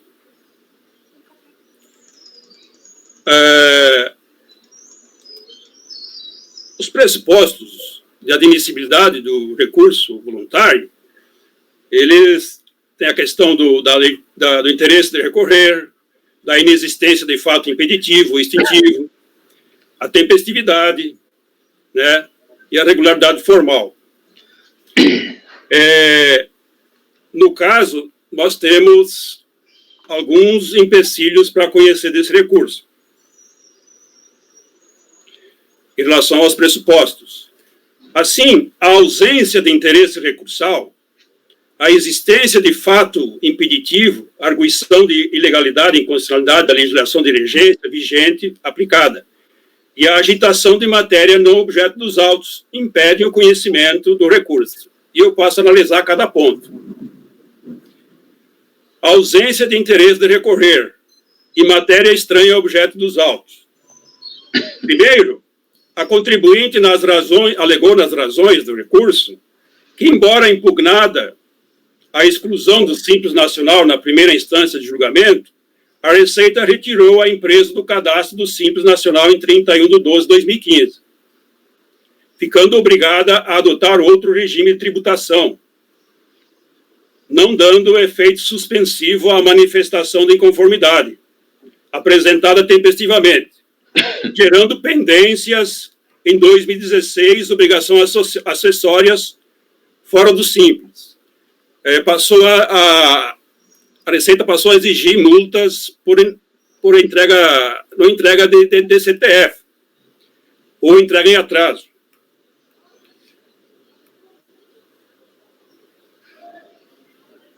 Então, eu transcrevi aqui o ponto do recurso, né? Que eu passo, porque apenas frisei aqui para os nobres conselheiros, né? Ora, a questão do efeito suspensivo da exclusão do Simples Nacional, pela apresentação da peça de defesa na instância ACO, já estou enfrentada e deferida, acolhida pela decisão ACO, que justamente nessa parte a decisão lhe foi favorável, conforme consta da ementa, da decisão da DRJ, e também consta do voto, só que eu coloquei aqui, transcrevi aqui a ementa. Exclusão, manifestação de inconformidade e efeitos. Impugnado tempestivamente o ato declaratório de exclusão do Simples Nacional, esse se tornará efetivo somente quando a decisão definitiva for desfavorável ao contribuinte, observando-se, quanto aos efeitos da exclusão, o disposto na legislação de regência. Uma vez em havendo decisão definitiva na órbita administrativa, uma decisão irrecorrível, definitiva, né? Então, a exclusão passa a valer a partir de 1/1/2016. Enquanto isso, a empresa está no Simples. E essa decisão ACO já deu efeito suspensivo à decisão, à impugnação apresentada na primeira instância. Quer dizer, esse ponto já foi acolhido. Não há motivo para recorrer, né? Não há interesse recursal aqui em recorrer dessa matéria. Portanto, como demonstrado, não há interesse de recorrer nessa parte, pois o pleito da contribuinte já fora deferido pela decisão ACO. A recorrente ainda argumentou que existe pendências débitos de não apresentação de DCTF do ano calendário 2016, descumprimento de obrigação acessória, relatório fiscal de 22/3/2017, folha 58, que eu colacionei aqui. E realmente, né, nessa tela que a contribuinte juntou, da situação lá do parcelamento ativo, e também consta esse campo débitos pendentes na Receita Federal a partir da exclusão, que não teria apresentado a DCTF, e passando a gerar débitos todos os meses. Né? Ora, trata-se de matéria estranha, não objeto dos presentes autos. Vale dizer, os débitos do PA 2016 não são objeto dos presentes autos. Conforme relatado, a contribuinte foi excluída do Simples Nacional pela DE de 2015 por existência de débitos em aberto com exigibilidade não suspensa dos PAs mensais dos anos calendários 2013, 2014 e 2015. Aquela hora que eu me reportei aos 23 débitos lá, que dá um montante de em torno de R$700 mil, um valor original, né? E aqui eu colacionei a tela, né? A contribuinte não regularizou os débitos em tempo hábil, conforme voto condutor da decisão ACOA, implicando a manutenção da exclusão do Simples nos termos do ADE.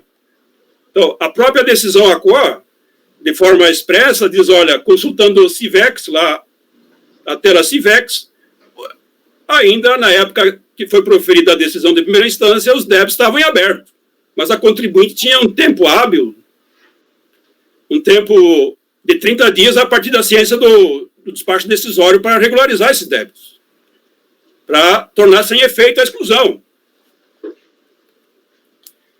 Assim, os débitos do PA 2016 não são objeto dos presentes autos. Não é o objeto aqui dos autos, né? Matéria estranha ao objeto deste processo, que é a exclusão do Simples, o ADE. Ademais, o parcelamento fora do prazo legal de regularização, parcelamento informado conforme tela de 22/3/2017, folha 58 e 59, quanto aos débitos que ensejaram a emissão do ADE, de exclusão do Simples Nacional, não tem o condão de afastar a legalidade da exclusão do Simples Nacional, pois efetuado fora do prazo legal. Lei Complementar 123, artigo 31, parágrafo 2º da Lei Complementar 123, né? A existência de débitos em aberto, exigibilidade não suspensa, foi enfrentada pela decisão ACOA, que deve ser mantida pelos seus próprios fundamentos. Outra questão que impede a análise do recurso voluntário. Não cabe ao julgador do órgão de julgamento administrativo conhecer no mérito de alegação de ilegalidade ou inconstitucionalidade da legislação aplicada de regência do Simples Nacional. Não cabe ao julgador deixar de aplicar a legislação vigente de regência, no caso, objeto dos autos, sob a alegação de ilegalidade ou inconstitucionalidade da legislação vigente aplicada.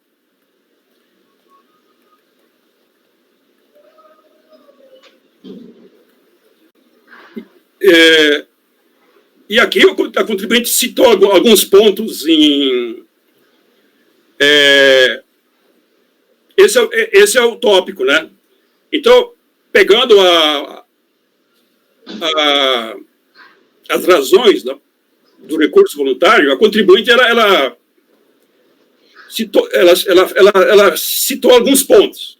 O ADE de exclusão com base na legislação de regência do Simples Nacional vigente e aplicada seria desproporcional, irrazoável, que o fisco não deveria fazer a exclusão da contribuinte do Simples Nacional por débitos com exigibilidade não suspensa, pois dispõe da ação de execução fiscal. Que os débitos fiscais impedem o ingresso no Simples e não a permanência, segundo a literalidade da Lei Complementar 123. Que a aplicação do artigo 17.5 da Lei Complementar 123 de 2006 seria restrita apenas aos casos de opção do Simples, mas para inaplicáveis à exclusão do Simples por débitos, que os débitos fiscais impedem inclusão, ingresso no Simples e não a permanência.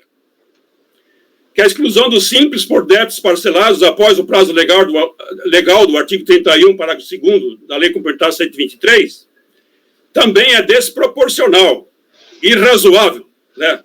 Que a exclusão do Simples pelo ODE, para que optasse por outro regime de tributação, configura a violação constitucional da capacidade contributiva, né? O princípio da capacidade contributiva. Não cabe conhecer na órbita administrativa de ilegalidade ou inconstitucionalidade suscitada acerca da legislação de regência do Simples vigente e aplicada ao caso. Aplicação da súmula CARF número 2, cujo verbete eu transcrevo aqui, né? O CARF não é competente para se pronunciar sobre a inconstitucionalidade de lei tributária. E apenas para argumentar, diversamente do alegado pela contribuinte, o ADE de exclusão do Simples, no caso, foi expedido conforme legislação de regência, artigo 17.5 e 31.4, inciso 4, parágrafo 2º da Lei Complementar 2006, por débitos com exigibilidade não suspensa, conforme relação de débitos anexo ao ADE, relação já transcrita antes, que revela ser a contribuinte devedora contumaz. Débito dos meses dos anos calendário 2013, 2014 e 2015. O Simples Nacional veda o ingresso e permanência no Simples Nacional de devedor corriqueiro, contumaz. Existência de débitos com Fazenda Nacional, estaduais, sem exigibilidade suspensa, pelas razões seguintes, em suma. Devedor não toma providências para regularizar os débitos com exigibilidade não suspensa. Aqui, no caso, foi acumulado débito de 3 anos.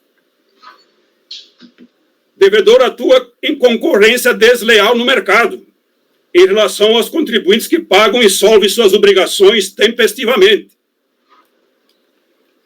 Devedor viola o princípio da isonomia.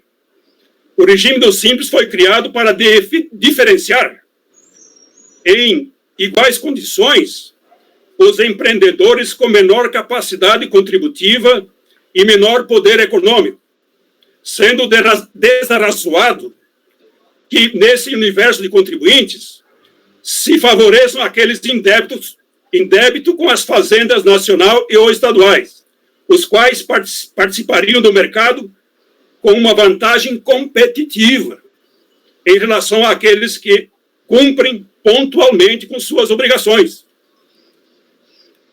A vedação é forma indireta de reprovar a infração das leis fiscais e de garantir a neutralidade, com enfoque na livre concorrência. Como visto, a exigência de regularidade fiscal, aplicação do artigo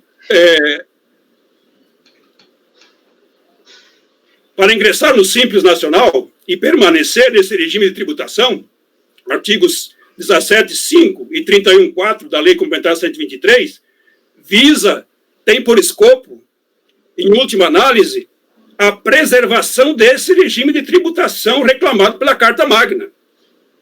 Você tem que extirpar os contribuintes que não recolhem, para que esse sistema exista para aqueles que é necessário o sistema simples e que pagam em dia os seus tributos. Ainda, por fim, a constitucionalidade da aplicação do artigo 5º da Lei Complementar 123, cujo dispositivo tomado por empréstimo pelo artigo 31, inciso 4º, da própria Lei Complementar 123 de 2006, foi enfrentada e declarada pelo Pleno do Supremo Tribunal Federal para os casos de ingresso e permanência no Simples Nacional. Vale dizer, em repercussão geral, reconhecida pelo Pleno do Supremo Tribunal Federal, por maioria, declarou a constitucionalidade do artigo 17.5º da Lei Complementar 123 de 2006, no RE 627.543, Rio Grande do Sul. Relator ministro Dias Toffoli, sessão plenária de 30 de 10 de 2013, vencido o ministro Marco Aurélio apenas, cujo dispositivo tem aplicação para adesão ao Simples Nacional e também para a exclusão de ofício do Simples Nacional. Então, eu transcrevo aqui a ementa, que trata, que o contribuinte que é contumaz, devedor da Fazenda Nacional, das fazendas estaduais, ele viola o princípio da igualdade, da isonomia. Ele passa a atuar no mercado com vantagem competitiva, em relação aos demais que pagam em dia os tributos. E não há ferimento nenhum à Constituição Federal, segundo o Supremo Tribunal Federal. Então, não configura ofensa aos princípios constitucionais da isonomia, capacidade contributiva, da livre iniciativa e da livre concorrência, nem caracteriza meio de coação ilícito o pagamento de tributo, a exigência de regularidade fiscal ou exigência de tributo com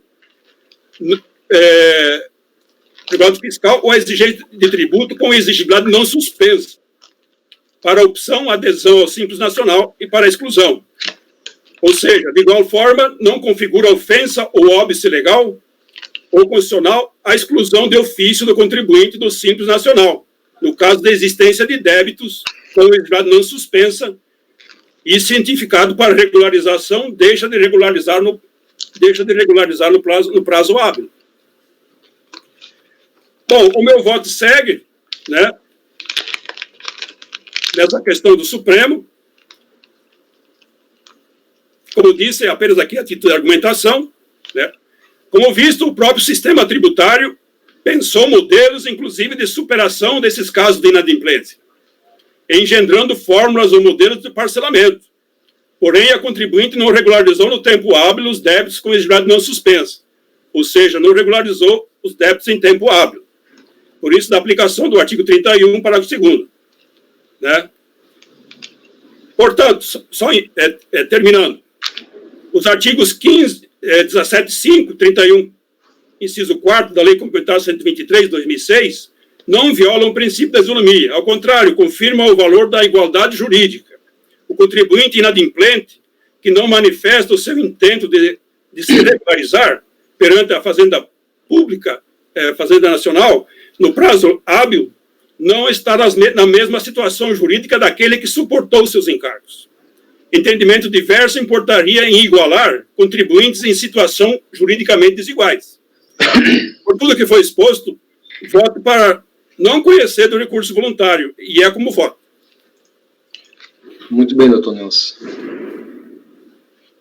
Doutor Camerano, gostaria de falar?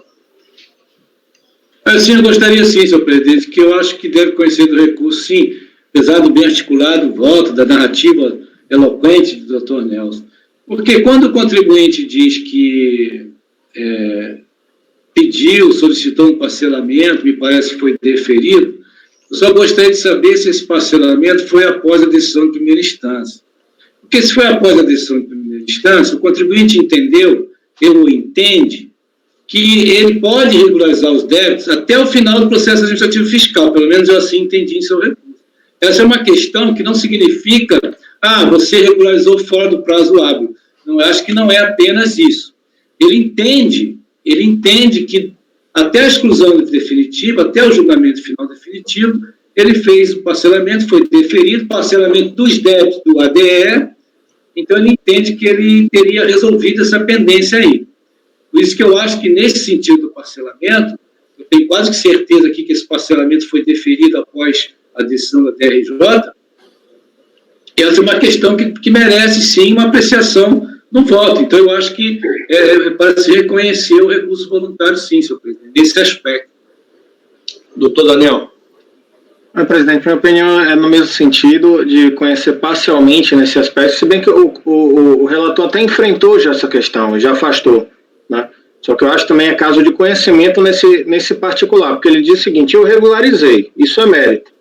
Tá? Então ele tem que dizer que não regularizou porque foi fora do prazo. Então, quanto a esse ponto especificamente, sem, acredito que não mudar nada em termos de encaminhamento final, eu acho que deve ser conhecido nessa parte. Porque uma coisa está escrito no voto: eu estou indeferindo ou não tomo conhecimento porque você regularizou fora do prazo legal. Outra coisa, bem diferente, é a alegação da recorrente. Olha, eu posso regularizar até o final do processo administrativo. Você tem que dizer que não pode. E não pode, mas eu acho que isso essa alegação dele específica no recurso, ela não foi combatida explicitamente. O doutor Nelson disse que está fora do prazo legal, eu concordo com ele. Mas a interessada entende que ela pode regularizar até o final do processo administrativo. Eu acho que é isso que poderia ficar mais explícito. Mas essa regularização não tem efeito para elidir a exclusão. Não tem mérito. Não tem, mas é uma questão de mérito. Mas é uma questão de mérito. Veja, o teu voto, tá? Da forma como está colocado, e vou na mesma linha do conselheiro Camerano, está muito bem elaborado esse voto, tá? Bem detalhado. O teu voto não vai mudar em nada. Não. Pelo que eu estou entendendo, tanto o doutor Camerano quanto o doutor Daniel, a ideia deles, e seria a minha também, seria de conhecer em parte do recurso e, na parte conhecida, negar provimento, por conta das argumentações que você está colocando, especificamente em relação a essa questão do parcelamento. Entendeu? Ou seja, então seria conhecendo a questão do parcelamento. Isso, teu voto não muda nada. Sim. Tá? Não muda nada, a não ser a questão do conhecimento dessa matéria específica. Entendeu? Sim, eu concordo. Concorda? Eu faço o ajuste aí. Tá. Mais alguma consideração, gente?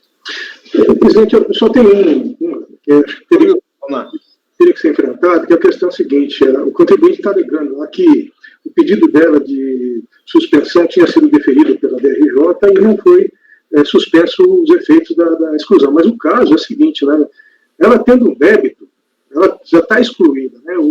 O ato declaratório é um ato declaratório, está retratando uma situação fiscal de inadimplência dela. Então, ela está alegando, inclusive, da forma que está sendo cobrada, que não é o caso aqui, está sendo discutido nesses autos, mas que ela está cobrando por obrigação acessória decorrente da exclusão do Simples, né? E que não deveria, uma vez que está suspensa, mas não é esse o caso, né? Os efeitos ela poderiam estar retroagindo se caso ela conseguisse uma vitória aqui no contencioso, e aí considerar-se que valeria a inclusão dela, ou não valeria a exclusão desde o início. Mas o fato é o seguinte: se ela não encaminhar, né, ela já está excluída com o ato declaratório por causa da condição dela. Se ela não encaminhar declarações que são obrigatórias, né, declarações acessórias, o fato é que ela corre o risco de estar sendo cobrada por conta disso. Né? Eu acho que também tem que deixar muito claro essa situação. Doutor Daniel. Presidente, nesse ponto aí, eu discordo um pouco do conselheiro Wilson, porque é difícil discordar dele, mas nesse ponto eu discordo, porque eu acho que o efeito suspensivo, ele vem de lei. Agora, não acho que a Receita possa deixar de lançar as exigências, que é o que está fazendo, até para fim de prevenção de decadência. O que não pode exigir essa multa por falta de entrega de DCTF até que a decisão aqui esteja finalizada. Agora, gerar as exigências, ela pode gerar. Exigir não pode. A suspensão da exigibilidade, ela vem nesse efeito. E, na verdade, não foi nem declarada pelo acórdão da DRJ. A suspensão da exigibilidade, ela existe desde o momento do protocolo da impugnação. Agora, eu concordo com o relator completamente que isso é matéria estranha aos autos. Porque se, eventualmente, a empresa estiver sendo exigida dessa multa, ou essa multa estiver gerando alguma pendência fiscal para qualquer outra finalidade, tá? Aí ela tem que questionar nesse ponto aí, ou judicialmente, ou próprio administrativamente, a suspensão da exigibilidade disso por conta da suspensão dos efeitos aqui da exclusão. E essa questão só vai se definir ao final do processo administrativo.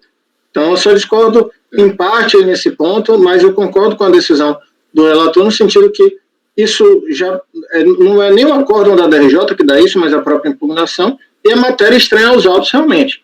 A exigência que esteja acontecendo, ela vai ter que discutir em paralelo lá em outro momento, já que o que a gente está discutindo aqui é a exclusão, ponto. O que cabe a gente analisar aqui é a exclusão. Os efeitos posteriores, aí vai ser uma discussão em paralelo aí do contribuinte. Concordo com você, Daniel. Na verdade, assim, se por acaso houvesse essa exigência, haveria uma discussão eventual. Isso. Mas também num outro processo, não mesmo. Exatamente. Me parece também, eu posso estar errado, vocês me corrijam, né, que a contribuinte está entendendo que os efeitos dessa exclusão só vão se dar até a partir do final do processo administrativo. Sim, exatamente. Ela requer a suspensão. Né? Tanto que ela requer a suspensão por conta disso, ela diz que o parcelamento foi tempestivo porque a exclusão ela só acontece ao final. Então, isso está dentro da linha argumentativa dela do parcelamento. Só que tem que ficar bem claro que ao final do processo administrativo desse, que nós estamos tratando agora, de exclusão, se ela restar vencida, o ADE vai surtir efeitos desde a data da sua edição. Sim, sem dúvida. Eu acho que nesse caso aqui tem que ficar bem claro, até pelas arguições da contribuinte, das argumentações dela, viu, Nelson? Sim. Eu não sei se eu vi isso no teu voto. Atacar esse essa parte específica do... Eu coloquei que o efeito uma vez vencida na esfera administrativa, o ADE, ele tem vigência desde o dia 1/1/2016. Então tá ok. Eu fiquei preocupado. Então eu enfrentei isso aí. Ok. Bom, gente, podemos passar a votação? O conselheiro vai alterar o seu voto, então, para conhecer do recurso em relação àquele ponto específico e na parte conhecida, negar-lhe provimento. Né? A parte do parcelamento dos efeitos. Ok. Doutor Camerano. O seu microfone, doutor Camerano, não estou ouvindo. Oh, desculpe. Sendo assim, eu voto com o relator, presidente. Doutor Daniel. Acompanho o relator, presidente. Doutora Luciana. Também acompanho, presidente, nesses termos. Doutor Wilson. Acompanho o relator, presidente. Doutora Letícia. Acompanho, presidente.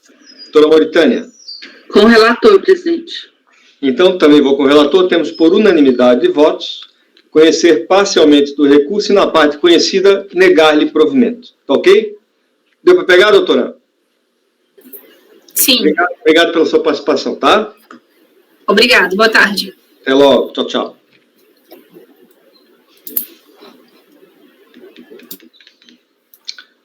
Muito bem.